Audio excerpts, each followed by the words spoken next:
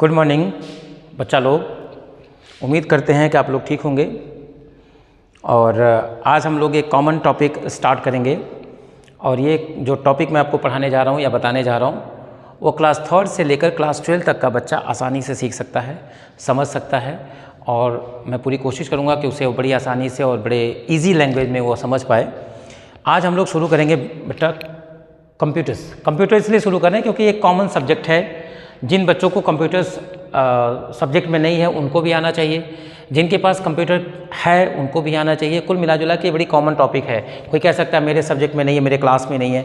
बेटा क्लास में रहे या ना रहे, कंप्यूटर एक कॉमन ऑपरेटिंग गैजेट है, उसको जानकारी होनी चाहिए। आज के डेट में मोबाइल चलाना, कंप्यूटर्स चलाना is a very common things, बिल्कुल आना चाहिए।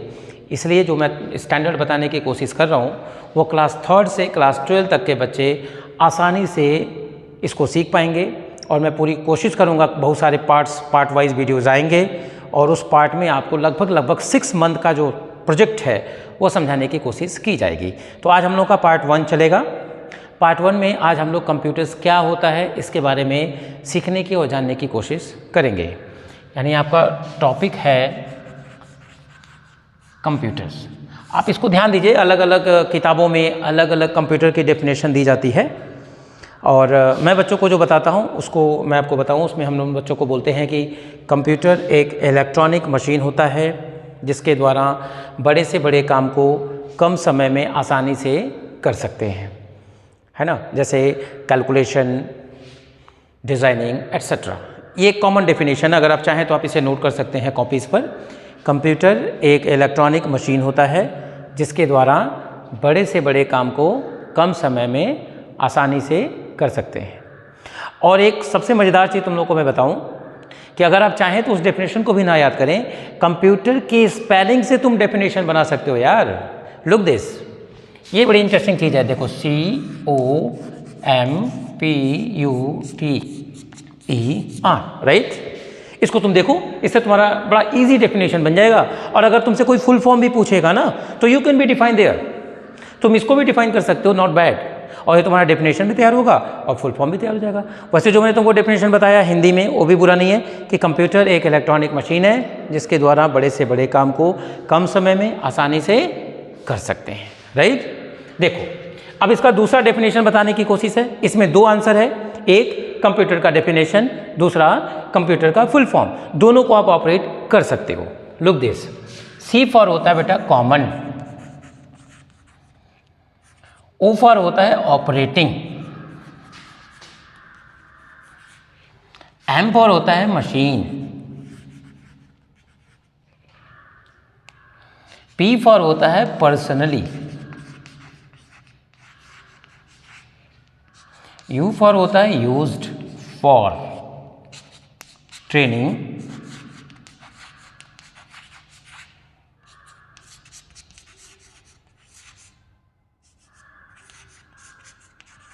education and research.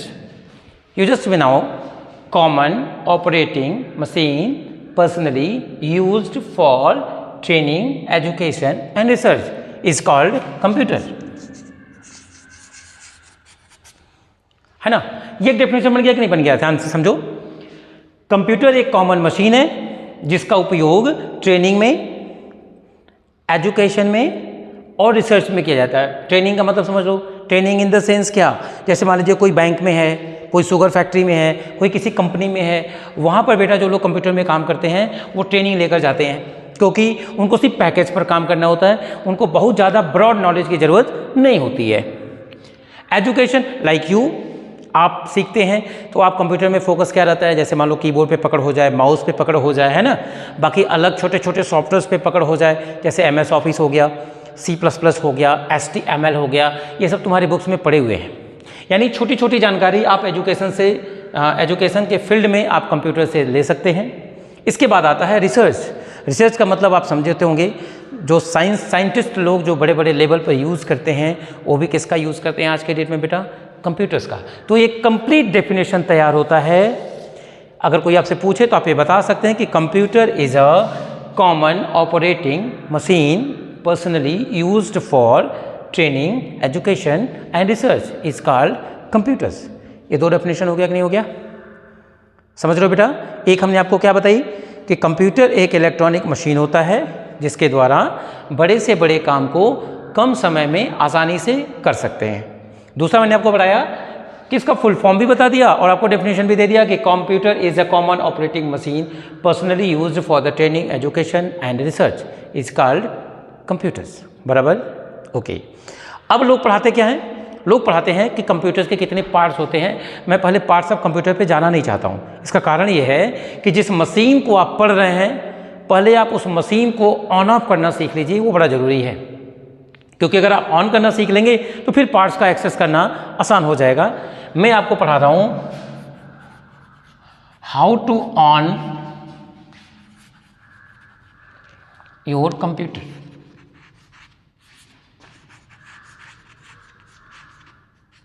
जैसा कि आप लोग को पता भी होगा कि कंप्यूटर के 4 पार्ट्स होते हैं बेटा।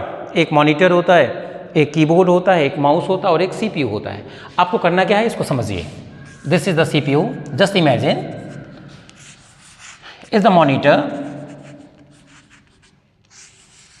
it's a keyboard and this is mouse, है ना?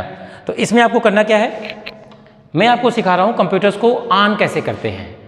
अब ऑन करना सबको आता होगा लेकिन जो कंप्यूटर प्रोसेस करता है ना वो जानकारी कम है। जबकि जब आप कंप्यूटर सीखते हैं तो आपको ये जानना जरूरी है कि कंप्यूटर प्रोसेस क्या कर रहा है सीख ऑन होने में। फर्स्ट आप सीपीयू का पावर बटन ऑन करते हैं बेटा, ये पावर बटन होता है।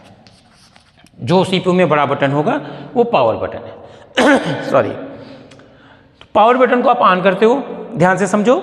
जब आप पावर बटन ऑन करते हो ना तो आप ध्यान से देखेंगे कि जो मॉनिटर का स्क्रीन ब्लैक होगा उस पर वाइट वाइट कुछ लिख के आ जाता है, वाइट वाइट कलर में कुछ लिख के आता है। उसको क्या कहते हैं पता आपको?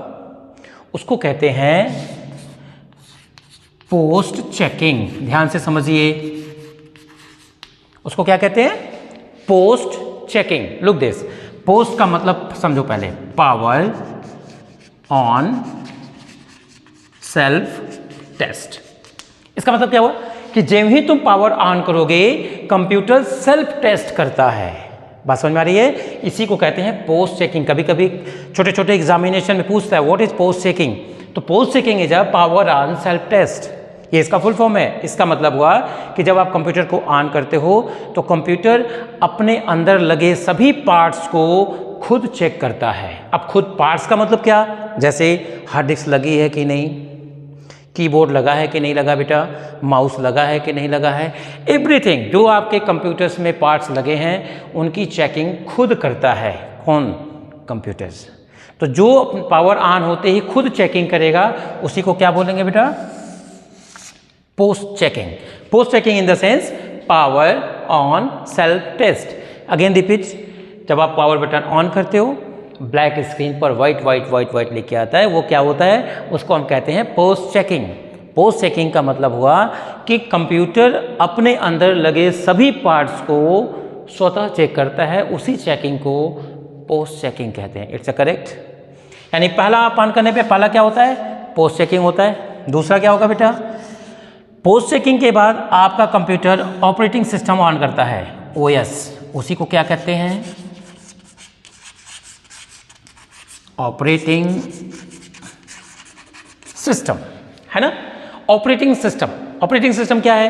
ऑपरेटिंग सिस्टम के बारे में आपको आगे पढ़ाया जाएगा कि ऑपरेटिंग सिस्टम होता क्या है। पहले आप इतना समझ लो कि जब हम सीपीयू का बटन ऑन करते हैं तो पहले वो पोस्ट चेकिंग करता है, उसके बाद वो ऑपरेटिंग सिस्टम पे आता है और इसके बाद आपका कंप्यूटर ऑन होता है। यानी ऑन होने में आप एक नई चीज़ सीखे होंगे मेरे अकॉर्डिंग कि जब कंप्यूटर ऑन होता है तो पहले वो क्या करता है बेटा? पोस्ट चेकिंग करता है, power on self test. In the sense कि कंप्यूटर के अंदर लगे सभी पार्ट्स को वो चेक करता है कि कौन कौन सा पार्ट्स लगा है। कंफर्म हो गया? अगर आप कीबोर्ड नहीं लगा रहेंगे तो वो बढ़ेगा ही नहीं, वहीं से बता देगा कि आपका कीबोर्ड गड़बड़ है। माउस नहीं लगा रहेगा तो भी बता देगा कि माउस कनेक्टेड नहीं है। अगर आप उस वाइट जो लिख के आता है उसको पढ़ोगे तो समझ में आ जाएगा। तो पोस्ट चेकिंग के बाद आपका कंप्यूटर ओएस पे जाता है, ऑपरेटिंग सिस्टम के बाद आपका कंप्यूटर ऑन हो जाता है। कंफर्म हो गया? कंप्यूटर ऑन करने आया। कंप्यूटर ऑन करने में कुछ नहीं करना बेटा, पावर बटन ऑन करनी है। ऑन करने के बाद पोस्ट चेकिंग करेगा कंप्यूटर, पोस्ट चेकिंग के बाद ऑपरेटिंग सिस्टम पे जाएगा, ऑपरेटिंग सिस्टम के बाद आपका कंप्यूटर ऑन हो जाएगा। ऑपरेटिंग सिस्टम क्या होता है ये मैं आगे अगले जो पार्ट्स बनाऊंगा उसमें जरूर समझाऊंगा कि ऑपरेटिंग सिस्टम क्या होता है। सीरीज बाय सीरीज चलेंगे। पहले हमने कंप्यूटर का डेफिनेशन पढ़ाया, फिर मैं आपको पढ़ा रहा हूँ कंप्यूटर को ऑन कैसे करते हैं। इतना क्लियर? अब जब कंप्यूटर ऑन होता है ना तो आपके स्क्रीन पर कुछ ऐसा दिखता है। यहाँ स्टार्ट बटन होता है, यहाँ छोटे छोटे फोटो बने हुए हैं, हमको उस पर अभी ध्यान नहीं देना है। अभी हमको देखना है कि कंप्यूटर को क्लोज कैसे करते हैं, क्योंकि अभी हमने आपको क्या पढ़ाया, ऑन करना और क्लोज करना, ये आज हम लोग इस पार्ट में पढ़ेंगे, है ना। तो क्लोज करने के लिए क्या करेंगे, इसको ओपन करेंगे बेटा। जब आप स्टार्ट बटन को ओपन करते हैं तो इसमें लिखा रहता है टर्न ऑफ। क्या लिखा रहेगा, टर्न ऑफ। अब जब टर्न ऑफ पे जाओगे तो उसमें आपको मूलतः दो टॉपिक्स पे आपको ज़्यादा ध्यान देना है। एक उसमें लिखा रहेगा शट डाउन और दूसरा लिखा रहेगा रीस्टार्ट। तीसरा लिखा रहता है स्टैंड बाई। तो स्टैंड बाई के बारे में भी अभी आपको ध्यान नहीं देना है, बस आपको देखना है कंप्यूटर को बंद कैसे करना है। इसके बाद हम एक एक चीज़ के बारे में ब्रीफ पढ़ेंगे, इसमें कोई घबराने की ज़रूरत नहीं है। अभी हमको सिर्फ ये सीखना है कि कंप्यूटर को ऑन कैसे करना है, कंप्यूटर को ऑफ कैसे करना है और कंप्यूटर होता क्या है, ठीक है। अब आप इसको ऑन करोगे बेटा, इसको जब तुम ओपन करोगे तो वहाँ पे टर्न ऑफ लिखा रहेगा। टर्न ऑफ पे क्लिक करोगे तो वहाँ तुमको 3 ऑप्शन दिखेगा। तुम्हें किस पर क्लिक करना है, शट डाउन पे। शट डाउन पे क्लिक करने के बाद आप ओके करेंगे, थोड़ा सा वेट करेंगे, कंप्यूटर स्वतः अपने आप को बंद कर लेता है। यानी कंप्यूटर ऑन करने के बाद डायरेक्ट स्विच से कंप्यूटर को ऑफ नहीं करना चाहिए।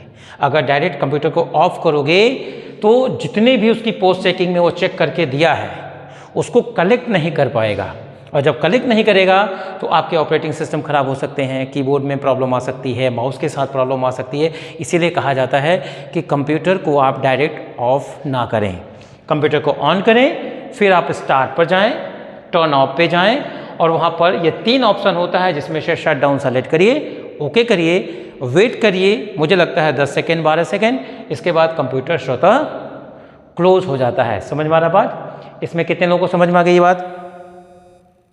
बराबर। तो आज हम लोगों ने सीखा कंप्यूटर ऑन कैसे होता है और कंप्यूटर होता क्या है, यानी ऑन ऑफ करना और कंप्यूटर क्या होता है, यह 3 चीज़ों के बारे में बात हुई है। अब हम लोग अगले पार्ट में पार्ट्स ऑफ कंप्यूटर के बारे में सीखेंगे।